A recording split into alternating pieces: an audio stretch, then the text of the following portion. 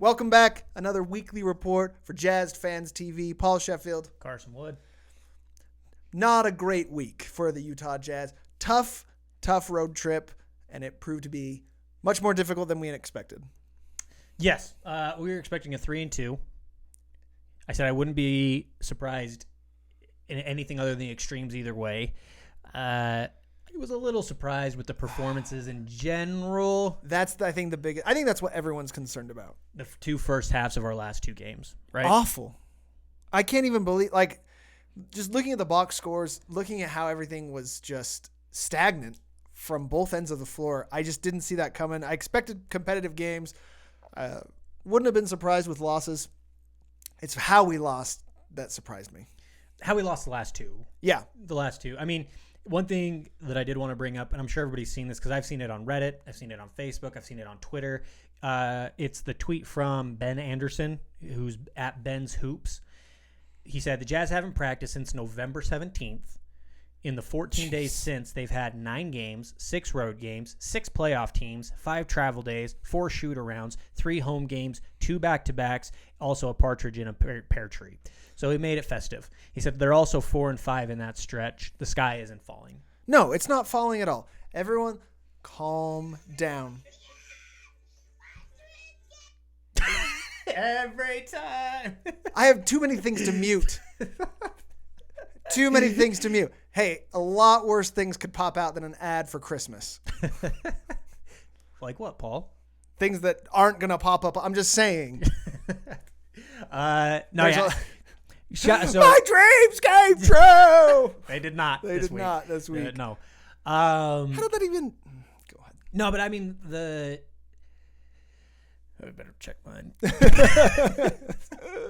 No, I mean, but honestly, it always happens. Like, we talked to a guy, and I can't remember if we brought him up on the last recap, Ryan, just to kind of re-reference this because I made an Instagram video about it too because I think he's right.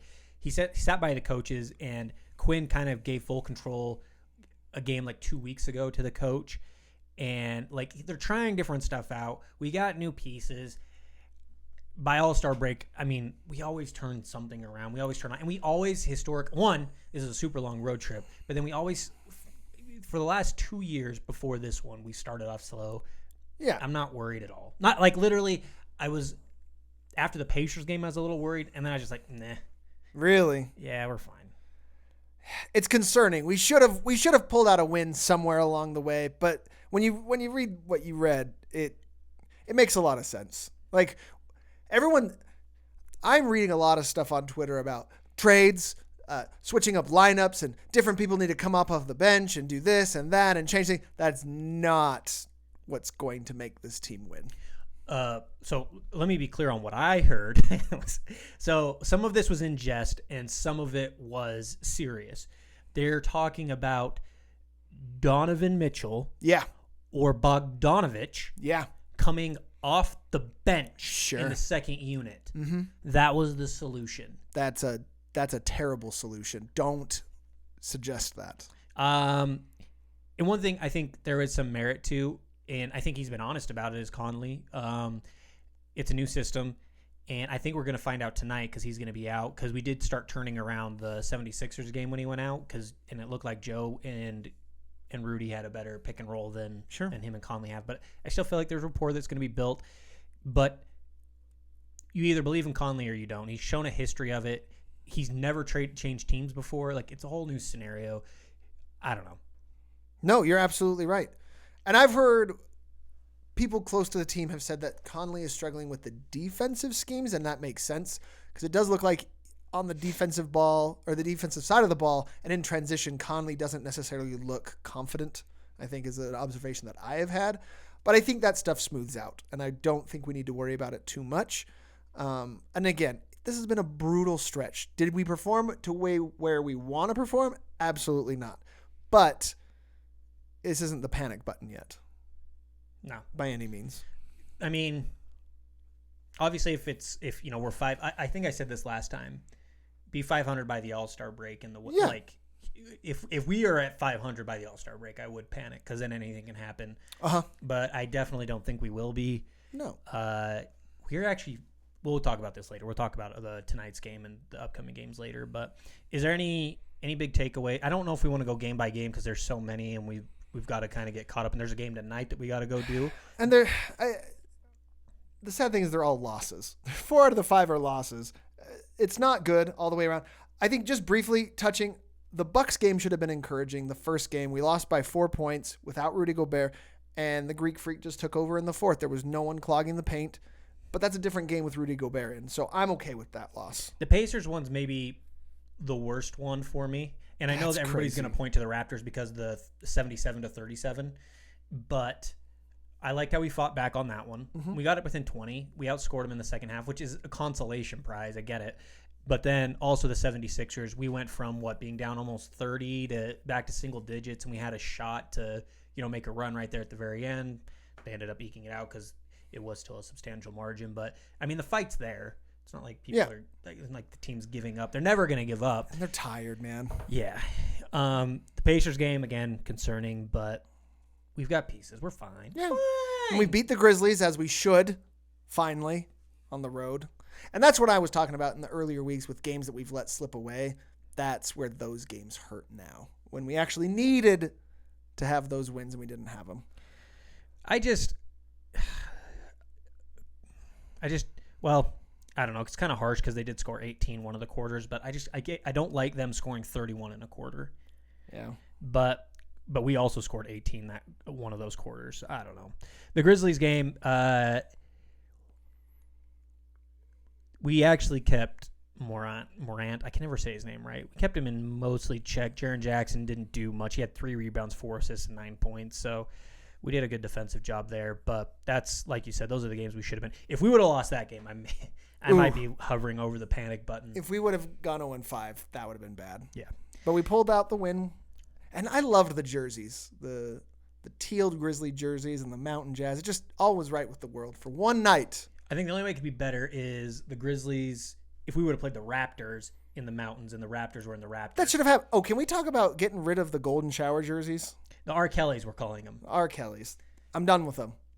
I blame the losses on. We have to get an ugly connotation on them before the team will act. So we got to start referring to them as the R. Kellys because of the golden shower. This is what needs to happen. There is a groundswell. I've seen it on, first, us, mainly Paul, beating this drum. And then there's a groundswell on Reddit every time we wear them. 1, they're an eyesore. 2, we get blown out in them. Stop wearing those jerseys. Enough. You can people like the apparel. We're 1-6. You can make the apparel, but do away with the jerseys. Oh, gosh. It's not even the 1-6. It's that we get blown out. It's not the jersey's fault. They're ugly anyways. Rank the jerseys. Go home, or you're at home. So while you're at home, pull out a paper, pull out a pen, rank all the jerseys. There's no way it breaks your top 3, even if you like them. So stop. And if you don't put the city jerseys above them, stop watching. Because I'll fight you. Or the mountain ones. And I'm not even a huge fan of the mountain.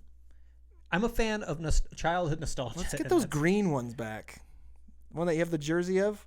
Let's replace it with the green. Oh, the Hardwood Classic? Yeah. It's good stuff. Look ahead? Nope. No. We are going to give the award for Player of the Week. This one's going to come out of left field again just because it was kind of an even split between Rudy and I think Bogdanović. Oh, the guy that should be coming off the bench? Which one? Because Tony Bradley's got such high-powered offense. It could be Gobert, could be Mitchell, could be Bogdanović. No. But the guy is coming off the bench. He showed me something that I didn't expect as far as like stretch 4 or even, playing the center and hitting threes for us. But the only reason he gets this is because he kind of helped lead the comeback against the Raptors. This going to Jeff Green.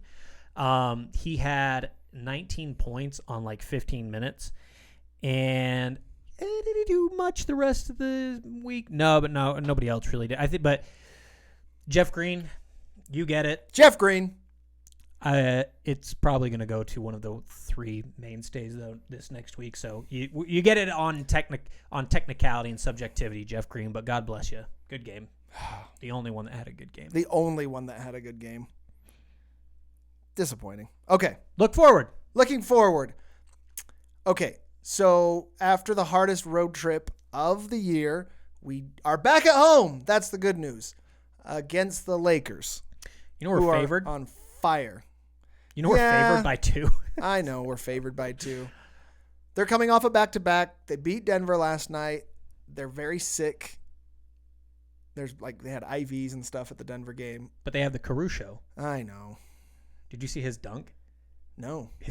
Oh my gosh. They had this amazing play where LeBron. Which one? How long ago was it? Maybe I have. I think last night. No, then no. So it was like LeBron's at the top of the key, behind the back to the far corner, and I can't remember who was shooting. I think it was Danny Green. Shoots a 3, misses it, and from all the way on the other 3-pointer line, he runs, jumps over Dwight Howard, and just yams it. You like to see a balding man do that. Hence the Caruso. Why didn't Dwight Howard get out of the way? He was behind it. You didn't see him coming. All right, He was getting ready. fair He was like looking at the ball, getting all excited, thinking of how he might get Western Player of the Week. Western Conference You mean Carmelo over- Anthony, over- Western it was Conference either him Player or of the Week? Carmelo Anthony, and the Caruso said no. But anyways, I digress. I think this is a winnable game. We need to win this game. Even if the Lakers aren't at their best, we need a game like this. Because the schedule softens up quite a bit after this Laker game. Quite a bit. We got the Grizzlies again, Grizzlies which again. apparently we play every other week. No, but they're almost done. This guy, dude. I swear I moved. Stop. Go mute it. No, we're done. Your It'll be brother's going to fine. text you. Your sister's going to text you. Some lady's going to text you. She's very nice. She wants to be in communication with me. And I think those are the only 2 games before our next review. Yeah. So we got the Lakers and the Grizzlies. We're going to be busy, though. Yeah. But the schedule softens up. If we can pull off a win against the Lakers tonight, get a win against the Grizzlies, clean sweep week, get things back on track. We got Minnesota, Golden State, Charlotte, Atlanta. Winnable games. Winnable games as we head into December. I think I hope we go 2-0 this weekend I really before do. our next review. I'm still pulling for a 1-1. Yeah, it's very We possible. have to beat the Grizzlies. We have to beat the Grizzlies again. It can't be. Yeah. We played them twice. We are a better team. We are a better and team. We are at home. We have to beat the Grizzlies. And this falls on us, Jazz fans. We're at home. Our team just got beat up on the road. We need to maintain home court advantage. We need you. Bring the energy if you're at the games. Bring the rise. Bring the shouts. We need to be there for our team. When they're down, we need to lift them up. We're the difference. That's the point of this channel. And we hope you guys understand that because we really can lift this team. They have the talent. They have the pieces. But we need to be there for them to let them know that we support them, even when they're down. I think the other thing that we were the drum we were beating is we're a deep team. We should be able to miss one of our starters and still be very competitive. So even if we do well, I mean, again, the Jazz Fan channel is for Jazz fan voices, so you can say whatever you want. But I don't want to hear how Conley's the problem. Yeah. He's a professional. He's going to figure it out, man. Like 100%. One thing I wanted to say is a shout out. I'm not on Facebook a lot, but old Jaron Carter. Yeah. He follows Jazz Fan or Utah Jazz Mafia on the Facebook page, and he showed me. He's like, you guys can be on Facebook all you want, but you're never going to beat Kathleen out. If you haven't been on this page and you're on Facebook, go to the Utah Jazz Mafia. There's also a Jazz Mafia. You're going to get a whole lot of Aretha Franklin if you do that. So Utah Jazz Mafia.